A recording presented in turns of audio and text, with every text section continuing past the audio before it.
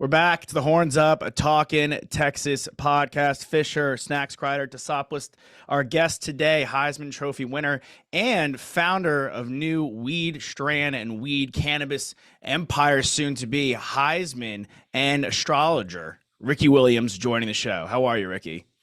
Pretty good. It's pretty cool to have all these titles. Which title are you most proud of right now these days? Astrologer. That's the one I feel like where I'm making the greatest difference. Yeah. Really? Yeah. When did you get into astrology?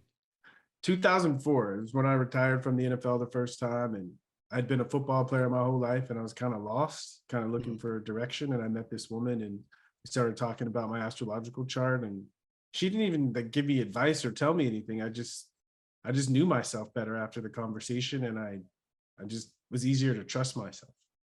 Did it take a while for you to not only understand astrology, but then start implementing it for other people, similar to how she implemented it for you? Like 15 years. Because I was young, and she was, my teacher, she was in her 50s. And so she had this knowledge of astrology, but knowledge of astrology doesn't mean anything if you don't have life experience to be able to make use of it. And so it wasn't until I lived more where like, oh, that's what that means. Or, oh, now I see the connection. So it took time. So it was easier to pick up and learn football than it was to learn astrology. Yeah, because football is not life. Right. If my wife got mad at me and I tackled her, they throw me in jail. So there's a lot of things on the football field you can get away with that you can't get away with in life. Right. And I think astrology is a great tool to understand yourself, right, the people around you, and really how the world works. Did you use how much did you use astrology, I guess, when you came back for the second time? I was still learning. And so I used it. That was really where I did my most learning. I had the flight attendants on the team charters, and I had my teammates, and I would ask for their information, and I would get their information, and I would read what the book said, and then I'd watch and I'd see how much of what I see in the books am I seeing in this person's behavior. And just that experimentation for years, I finally started to pick up the pattern. Do you think there's a correlation with the astrology and how players play on the field as well? Of course, but it's like saying, because it's the way I look at astrology doesn't describe who you are. It's more like a mirror to help you understand yourself better. Mm-hmm.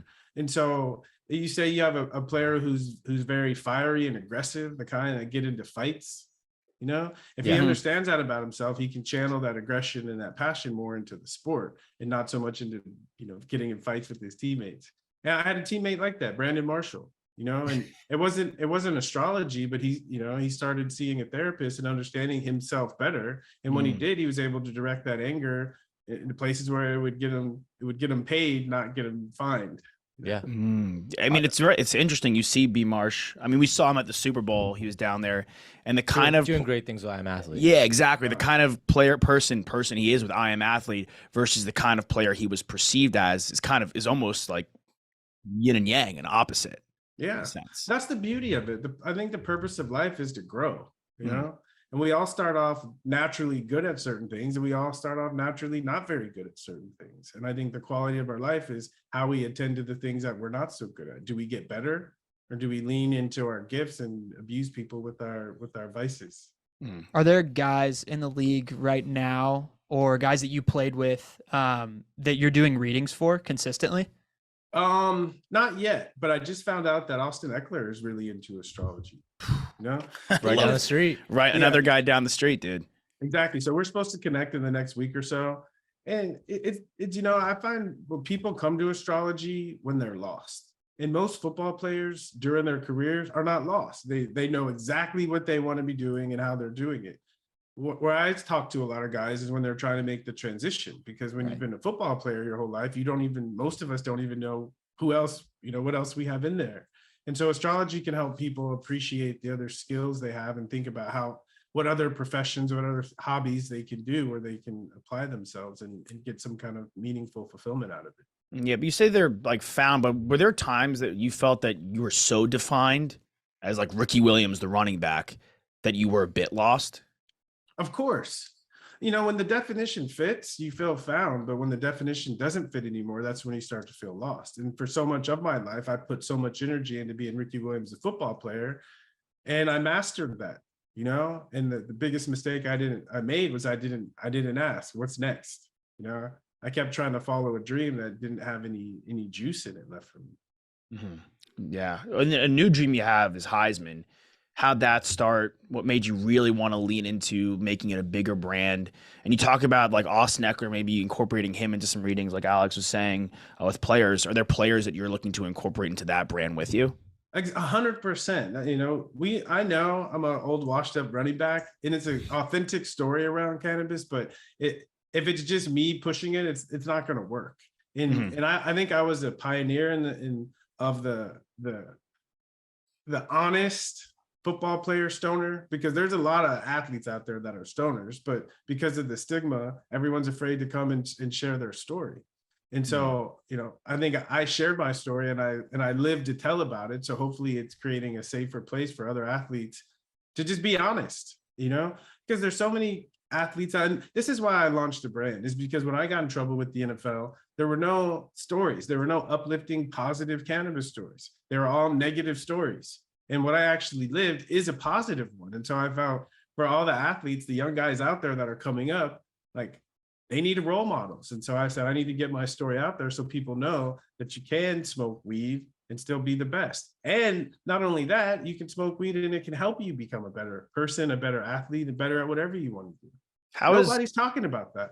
No, nobody is. Were you, like, while you were playing, did you feel really, really isolated in those circumstances as someone who wanted to talk openly about it, while multitudes of guys were using and continue to do that and find benefit in it, of course? But I feel like, just a tangent here a little bit, like, I feel like the only people that are outwardly talking about it are the rule setters, as opposed to the people that are in the locker rooms and actually can find the benefit of it. Did you find that, like, you felt isolated while you were going through that experience?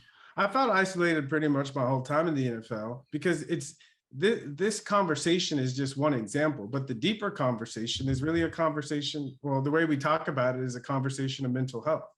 And in a locker room, it's perfectly fine to talk about how many girls you slept with the night before, right? There's certain conversations that are allowed in the locker room, but there's certain conversations, certain things you're not supposed to talk about. And I felt alienated because the things I like to think about and talk about are these things. I like to talk about how I feel. I like to talk about how something made me feel. I like to ask people about how they feel. That's just who I am. But in the locker room, that wasn't allowed. And even consuming cannabis, when I consume cannabis, I'm more in touch with how I feel. So it's easier to access how I feel, and it's easier to talk about it. And I think if guys, football players, if we had an easier time accessing how we feel about things, and it was easier for us to talk about them, we'd be better football players, because we wouldn't have so much stuff pent up inside. Yeah, I think, like, at least with natural, like, cannabis, mushrooms and stuff like that, I think people really that don't use, like you're saying, the rule setters don't have a good understanding of what it can do to you. It sometimes, like what we've discussed, is like it heightens your emotions a little bit. Do for you more. Exactly. It makes you more aware of yourself. Yeah. So if you are soul searching and you don't have a great understanding of yourself, or like a good footing of yourself, it could open some doors. Well, add a new perspective. Yeah. You said it. You guys nailed it. This is exactly. Well, talk to us a little about what it does for guys who are maybe coming off injuries, right? Rehabbing, and even guys who have experienced, concussions, like Tua Tagovailoa. Like, if he were to be treating himself whatsoever with cannabis, like, would there be some positives there for that? Well, yeah, this is a deeper question, because, there's a lot of talk and a lot of the research is done on cannabis and physical wellness, healing, especially brain trauma. But my experience, it's really mental, and there's definitely a connection. Someone who feels defeated because they keep getting hurt, their bodies are going to heal much, much more slowly. Someone who has a more positive attitude and is excited to get back on the field, right? That positive attitude allows their body to recover much faster. And, my first experience where I realized there was something to cannabis is I had a really bad game my senior year, like 2 really bad games. And I thought, for all intents and purposes, I was out of the Heisman race. And And I was going, and I came back my senior year for all of that. So my life, I like the world was ending, and my roommate was like, he's like, you need to chill. And he brought out his bong and he had me take a couple of hits. And that night I stopped obsessing about how shitty I played and I started thinking about how much better I can play. And the next 2 weeks I had back-to-back 300-yard rushing games. And I realized how important our attitude is. And if we let difficult circumstances, adversity beat us up, it creates a loop and we get stuck in it. But if we can shake it off and be more hopeful and then put the effort in to accomplish the things that we're hopeful about, things change. Such a unique perspective. Like, I'd imagine people would be in that situation as an athlete, like we're saying, like, you don't set the rules.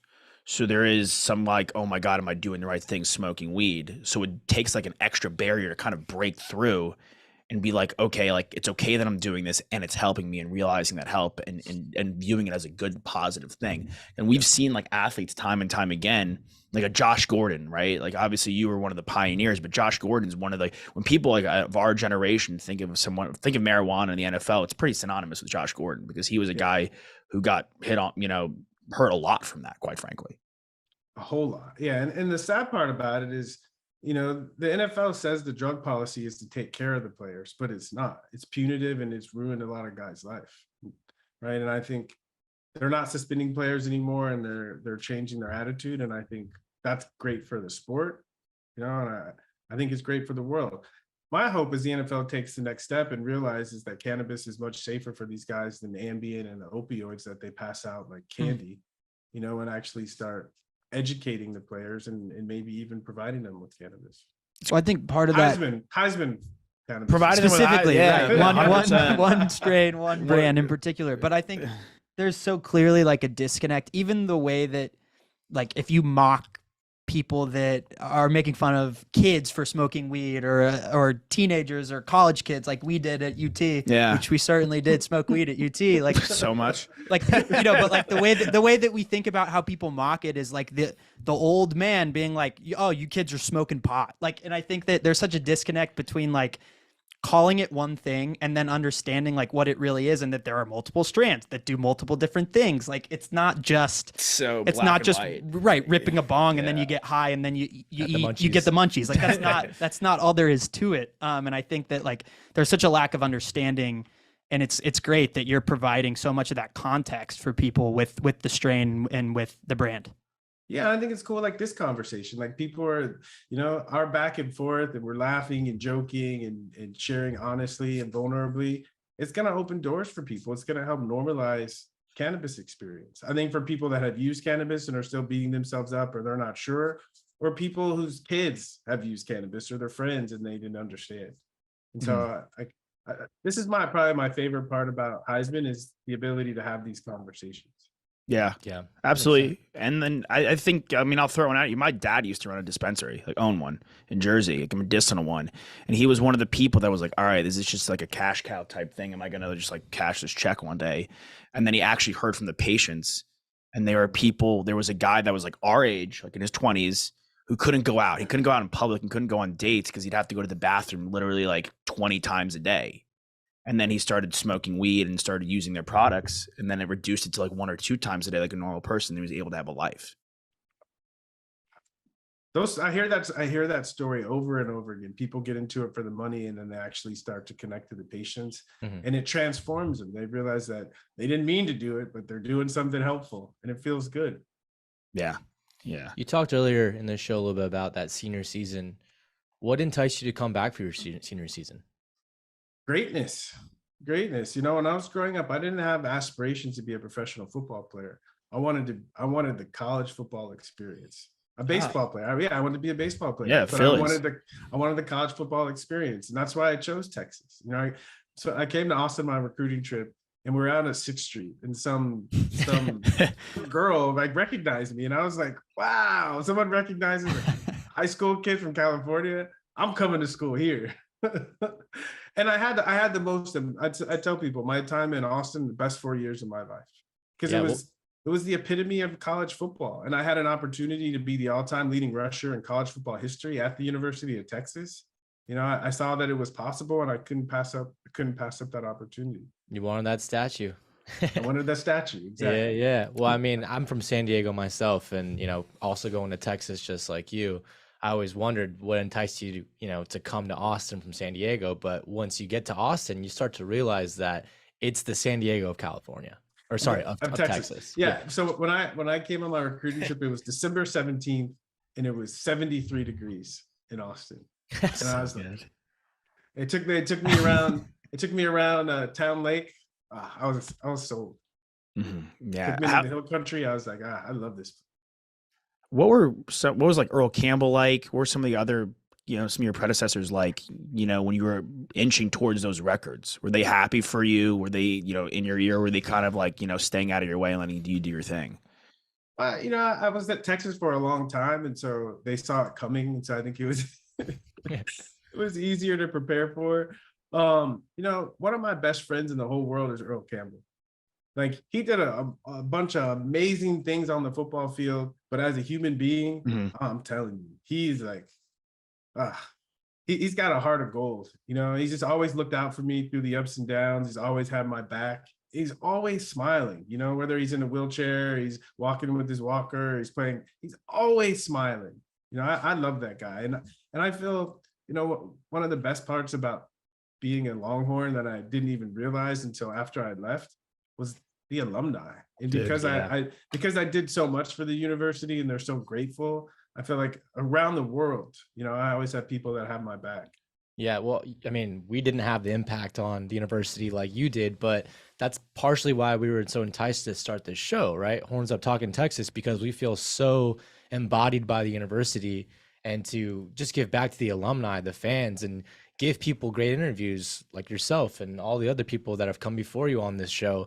Like, we felt like this was a great opportunity to reconnect, with the famous alumni and people that, want to hear from you. That's great. And also my education, like that's a whole nother piece. You went back, right? Yeah. So when I left Texas as a senior, I think I had completed 60 hours. Right. I think I'm far enough where I can't get in trouble for that. But school wasn't a priority. Football was. But after I retired from the NFL, school became the priority. And I was happy to go back to Texas, and it took me 2.5 years as a full-time student to finally earn my degree. But I'm utilizing my education on a daily basis, and it's actually just as valuable as everything I did in the NFL. Mm-hmm. Do you feel like with the academics, with what you experienced coming from out of state, and something that, I grew up in Dallas and I had the same reverence for Austin and UT growing up, as it seems like kids who are from out of state, but do you think that like UT with the campus, with the academics, with the alumni is singular, like as a university in that regard, and like really the perfect place that whether they're an athlete or a non-athlete, could want to go to from a university? Does it give everything? I think you have to, yeah, but I think pretty much every state, for maybe Wyoming, oh my God, and New Mexico and Alaska, I think pretty much every state gives you, like, has that university. Okay. But I'll say what's different is that there's something different about the state of Texas. That's my experience, and coming from San Diego also. I was offered to every school in the country. And so I was looking for, where can I have the best college football experience? And something about Texas and how they love football and how they love themselves. And I don't mean that in a negative way, but I feel like I'm an honorary Texan, and I definitely was treated that way. And when I broke the record and won the Heisman, I was proud of myself and my teammates, but the greatest joy was that I did something for the Longhorn family, because of what the Longhorn family gave to me. So when in my freshman year, I remember I couldn't wear enough burnt orange. I'm sure I was going to the co-op like every other day to get new gear. And I just was in love with the logo. I was in love with the Longhorn, Yeah. And I think it made an impression on me, and it inspired me to be great. Yeah. Well, I mean, in college sports, in college football, at least, winning the Natty is one thing, right? That's the top prize. But if a university puts out a Heisman trophy winner, like that's just as big to the university sometimes. And like Yeah. we embody that so much. Like we're pulling for Bijan here to just be a finalist, and say what you will, he probably got robbed of getting a seat there. But I mean, that would have meant so much to just the Longhorn family. Speaking of Bijan, though, did you have a pretty big presence in just his entire time at Texas? Did you speak with him a lot? I did. I did. And people say it all the time, and he's still young, but he's just a good dude. Every time I'm around him, he's always smiling. Even when he got hurt and he was going through difficult, always smiling. And I think football is so hard. When you have a guy on the team like that, it just lifts you up. And even though I wasn't on the team, it still lifted me up. And I got a chance to see him. The Doak Walker Award ceremony was this past weekend in Dallas, and I got a chance to hang out with him and Deontay and Earl. Wish Cedric could have been there, but it was a wonderful time. And as we all like sat around the table and talked to each other, there's just this rich fraternity, and I feel so honored. And as an older guy, when I see the young guys come through, these past 3 years watching Bijan run, it's been awesome. Yeah. Did you talk to him at all about life outside of football? Because again, like at the top of this show, we really focused on Heisman and then astrology. Is that important? Not only just maybe Bijan, but other players, young guys on the team, when you talk to them, talking about life outside of football? It's the most important thing, because they hear about life in football all day long. Yeah. And so much where I think even when I was in their place, I didn't even know that there's life outside of football. And so I think to be someone that they look up to and respect, and to prioritize life outside of football, I think it sends a powerful message. And what I tell them is, I say, even if you're Tom Brady, and you play for 20 something years, right, you're still going to have half of your life after football. And if you're not thinking about what you want to do in that other half, right, you're going to be late on that train. And so I tell them, I say, think of what you're learning in college and what you have in front of you, as it's always going to be a platform, and to think of how do you want to utilize that platform, and what do you want to do with your life? Because sometimes I think that professional sports and college sports sometimes can be a huge waste of talent. Because we learned so many skills that you need to be successful in life. How to work as a team, how to bounce back from adversity. These are valuable in life. If it's only targeted towards football, these guys are missing opportunities. Yeah, this is somewhat related to what you're saying, but Josh mentioned baseball and that being a passion of yours when you were growing up. I read that you also wrestled. Like, how important do you think it was to play different sports as you grew up, not only to become an excellent football player, but also being an excellent person and striving to be that? Yeah, I think especially sports competition, it makes things difficult. And whenever we deal with difficulty, we grow, or at least we have the opportunity to grow. And I think sports is like forced difficulty, and it's contained, so you can grow and you have coaches, so you have support, and so you can make mistakes, right? You can do things in a context where you can learn much more quickly. You can advance that process. And so I think, because the skills I had to learn as a wrestler, as a baseball player, as a football, were all different, right? But they're all different ways that I was squeezed that forced me to improve, get better. Yeah, a couple more for you, Ricky. On the topic of cannabis use, I mean, we bring up wrestling. Football is an ultimate team sport, but wrestling, swimming, stuff like that are very individualized sports. Yeah. Michael Phelps caught a lot of flack for his cannabis use, but for a sport that's so almost seemingly lonely sometimes, you talk about the mental aspect. Do you think that's even a bigger impact on like an individual sport? So I think the mental impact on an individual sport, and I think it's sport, but it's specifically when you're playing at a certain level, right? I was kind of joking about things I can get away with in football that I can't get away with in my marriage, On the flip side, this is what I miss the most about football. I think the reason people love the NFL so much is because the quality of the product they put on the field. Right. And that quality is not an accident. It's like the rules in a football locker room is you don't make excuses. You don't, right? You have a job to do. You get the job done. If you don't, well, the coach says, "Well, get your ass out of here, and we'll get somebody here that will." Right. And so it's like the pressure forces excellence. Sports is excellence, you know? And that's something that I do try to bring over into my marriage, into my relationship with my kids, is like, listen, I'm not going to beat you up. There's nothing wrong, you know, but we can always work to get better. You know, we don't need excuses, right? I love it. Jalen Hurts after the Super Bowl, he said, you either win or you learn. See, yeah, that's great. Like we say that even if he's a sports, Sooner. yeah, right. We say that, and in sports, if we don't follow it, we get cut, right? But in life, people are always pointing fingers and making excuses. Right. And so, you know, that's something that I'd like to see cross over from the sports world into the real life, is that, you know, we're all playing, right? And we either win or we learn. And if we keep moving like that, we're all going to be good. Love it. So as an astrologer, well, I was gonna have you maybe guess our signs, but we don't need to do that. You have to meet us again. Yeah, when we meet in person, we can do full readings, and we're excited about that. But you were telling us you have an app? Yeah, because as an astrologer, you know, I do hour and a half sessions. I can only do so many sessions. And so I figured, how can I get this information out to more people? And so I created an app, and it's called Lila, L-I-L-A.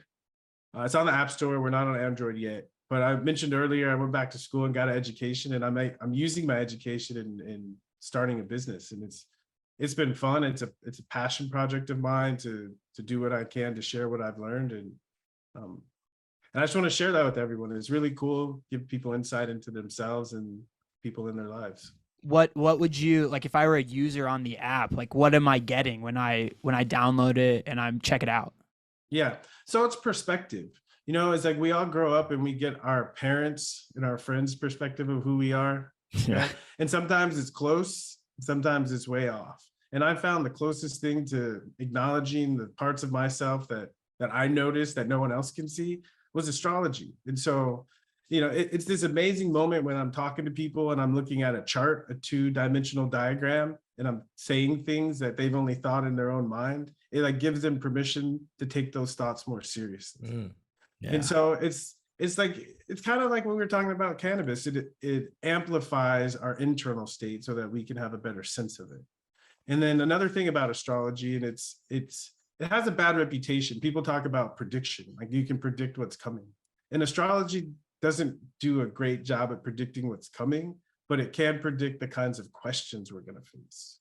You know, for an example, like I can see in my chart when it's time to have one of those difficult conversations with my wife.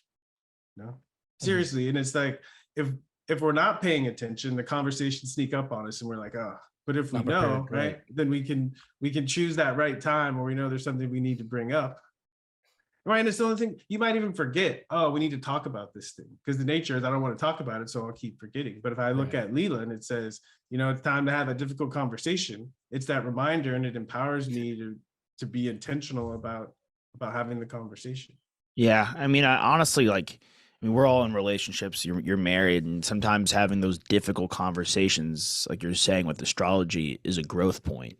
Like, I don't even call like you call them conversations. Like, I mean, we and my girlfriend, you know, we've been dating for a few months, and now that we've gotten accustomed to each other, we call them discussions. Yeah. Like, hey, like we just like we grow together from this. Yeah. And if you continuously do that, and you're better than when you started, like honestly, these difficult discussions, you know, help a person grow and become better. And like having just like not sneak up on you, but having a wherewithal to get in the right state of mind so you can, you know, be the best partner you can be. And this is just using the example is great on this app. That's why I created it. That's exactly why I created it. My wife and I started studying astrology together, and we were able to have these kinds of discussions in ways that blew both of our minds. And we were like, we got to help other people with this. And so we created Lila.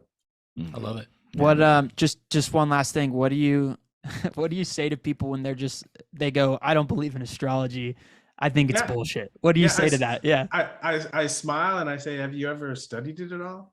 You know, and usually they say no. And then I'll say, hey, if you want, you know, I'll give them a link and let's have a 30-minute conversation about your chart. You might learn something about yourself.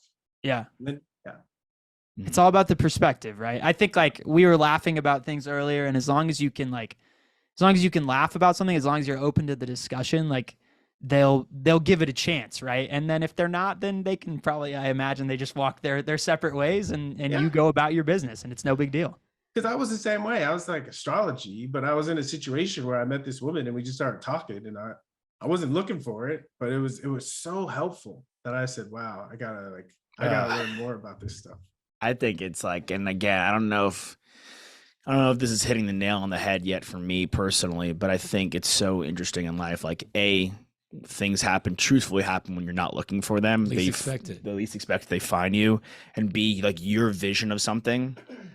Like, I used to be a party like planner type thing in Los Angeles with like, you know, weddings and mitzvahs and stuff like that. Party animal Turned party planner. Turned party, exactly. I took my UT experience to the streets of LA, and I would always tell people, I'm like, take your vision of what this could be and ditch it, because you're gonna miss out on what it actually is. Mhm. Ah, well said. Well said. Yeah, it's like, you know, I feel like everyone graduates from UT with 2 degrees. yeah, it's I true. did. Man. We ask this question to every guest that comes on the show. This could be from you playing, from you as a fan, any point in your Texas Hanging career out. and life. What's your favorite memory as a Texas Longhorn? My freshman year, way back in 1995, when the old Southwest Conference. This was the last year of the Southwest Conference, and the end of the year, we played in College Station for the last conference title. And going into the game, the Aggies were number 6 in the nation, and they had the number 1 defense, wrecking crew defense, number 1. And I was a little freshman fullback. I was scared to death. Little. Oh my God. I was so scared going to that game. I thought I was going to get destroyed. And somehow I ended up scoring a 22-yard touchdown on a draw early in the game, and I ended up with 165 yards rushing, and we won the game. Somehow, So man. Somehow. It really was somehow, because I surprised myself. Yeah, that's awesome, man. Ricky, thank you so much for joining us. Congrats on the Heisman. Congrats on, and I'm talking about Heisman, but obviously the Heisman Trophy back in the day. And 20 plus years later. Congrats on being an awesome astrologer. We appreciate you joining the show, and everyone out there, Fisher, Tosopoulos, Snacks, Kreider, get your horns up. See you guys next time.